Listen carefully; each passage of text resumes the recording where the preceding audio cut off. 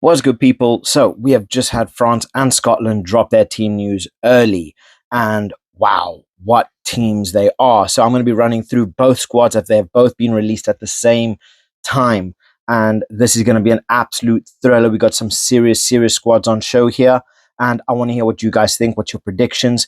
And are France going to be crowned champions? So let me know what your thoughts in the comment section below. Please like and subscribe, as it really does help my channel grow. And let's break into it. So, first up, we're looking into France.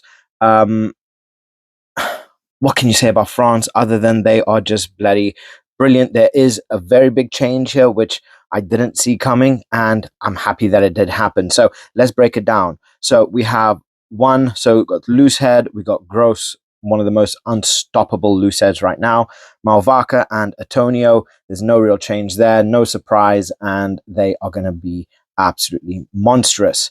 We then have the pairing of Flament and Guillard, which has really been very promising. They've been starting a lot of the games recently, and they've been showing some serious talent, especially with someone like Guillard, who is just performing his socks off. He's so young. He's still got so much to prove.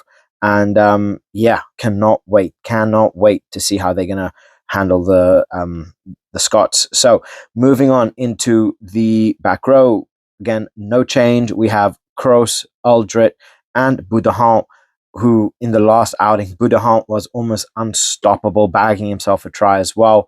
And he's going to be crucial to how Scotland are broken down, putting on that pressure, running, getting those important carries. And yeah, it's gonna be interesting to see. Aldrit is taking captaincy for this game, though. Obviously, as Antoine Dupont is out injured for the next 6 to 8 months. Then we go into number 9. Because of Antoine Dupont, I was kind of expecting a little bit of a change. Could have seen Nolan Le Garrec come in, but no.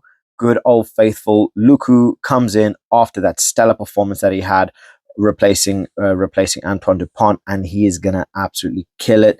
The guy, he's just so good at controlling the game. His game management is on point. He brings something completely different to Dupont, and the speed of play that he brings as well is ridiculous. So I'm really hoping he has a solid game. Intermac coming in at 10, no surprise there. Just absolute beast. The guy's, he sets himself as a downright starter, and yeah, bound to have a good game. Next, the center pairing. So what you'll see here is Barassi is not here. We are having Mofana at 12, and then we having Gael Ficou come in at 13, and I am so interested to see how he's going to play. He hasn't played all Six Nations, and he's finally going to get some game time. So I'm hoping he puts in a really good performance. Only time will tell, but considering the squad, considering him, how he plays, he's just gonna shine. And then we look at our back three. So we do have 11, Mr. Faithful, Biel Biarré, breaking records. This guy, he's just going to continue doing this and doing this. He's 22 years old. I bag him to get at least 2 tries in this game, and I think he's just going to be unplayable, as he normally is. With that grubber kick and sprinting onto it, the guy he's the fastest rugby player right now. So when he kicks that ball, there's a very high chance that he's going to be getting to that ball before you do. So it's going to be interesting to see how this is, but BLBRA, he's going to have a stellar game. We are then seeing Pinot at 14. I was kind of hoping to see Atisogbe come in because of his performances throughout the Six Nations, but Galtier, he has opted for experience over the youth. And yeah, we are all going to be seeing, little changes here and there, but ultimately it's going to be a good day. And then to finish it off, we do have Thomas Ramos. We have Thomas Ramos coming in at 15. And what can we say about Thomas Ramos that hasn't already been said? His kicking game is unbelievable. He can be unplayable at times, and his carries of the ball, the meters that he gains is just ridiculous. And using his kicking ability to just knock back people and gain that territory is just ridiculous. So this is a strong squad for France, and I cannot wait to see how this one plays out. But Scotland have also released their squads too. And we're going to run through this right now. You'll see it pop up just next to me. Again, strong squad. We aren't seeing much of a change, if anything at all. And yeah, let's break it down. So, loose head, we got Skuman, two, so Hooker, Cherry, and then three, Ferguson. And I really do feel Cherry is performing very, very well. He's really making a name for himself. He's nailed down that hooker spot for Scotland, and wow, he's going to be a big player for Scotland. Flankers, so we have four. We got Brown. Five. We got Gilchrist. It's going to be interesting to see how they handle Flament and Guillard, who are giants as well. We do have at 6 Jamie Ritchie, 7 Rory Dodge, and then 8 we got Ferguson. Dodge is captaining the squad, and Jamie Ritchie, he's going to need to have a brilliant game. He's been putting amazing performances out. The guy's been one of the biggest nightmares for opponents, and we saw what he did in the last game. The guy is just everywhere. He is relentless, and he's going to need to be relentless up against this French side, who are just as relentless, and they have such an attacking prowess. It is hard to keep up that tempo, especially when you have someone like Luku just dictating the game. It's going to be interesting to see how they do it.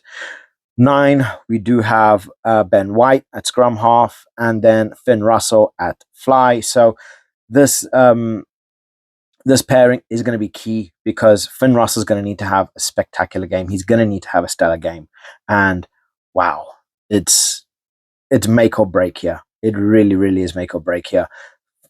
Ireland, I'm sure they are going to want to end off the Six Nations with a bang, and what better way than to finish it off with beating France, and that would open up so many doors, so many avenues to having other teams potentially grab that title and steal the Six Nations away from France. But honestly, I can't see that happening.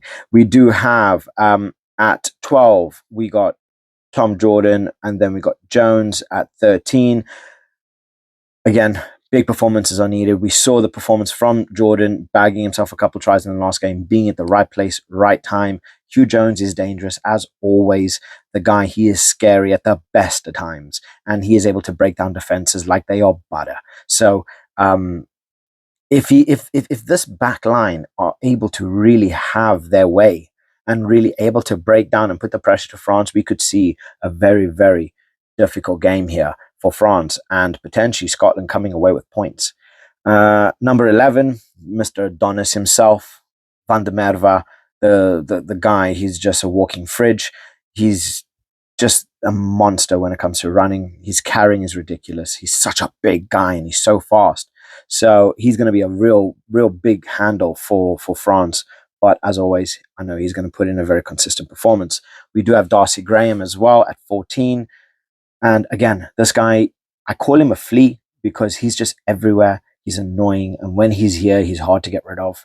Whether he's on the wing, whether he's on the inside, the guy can play inside center along with the other centers, then move out to the wing and just cause absolute destruction as he's just flitting around the park. And, he's got such quick feet.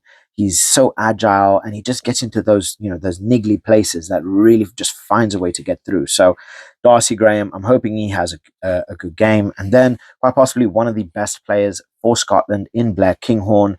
The guy is topping pretty much every single individual chart. And the guy, he's just ridiculous. His ability to control games, his kicking ability is on point. His carrying ability is on point. What more can you say about Blair Kinghorn other than the guy is a bloody phenomenal player? And then you have him playing for Toulouse as well with all of these French boys. You can see what he's picking up. You can see that elite level that he's picking up at Toulouse, playing with the likes of Intermac, Dupont, like Ramos. So it's he's definitely grown a lot playing for Toulouse, and yeah, he's only going to get better through the years. So yeah, let me know what you guys think in relation to the squads. Do you think France are going to just slaughter Scotland and just run away with it? Or could we potentially see Scotland coming away with a solid win? and opening up this, this tournament, and potentially have Ireland come through and grab a win, right? If things go their way. But let me know what your thoughts are in the comment section below. Please like and subscribe, as it really does help my channel grow. And I'll catch you guys in the next one. Bye.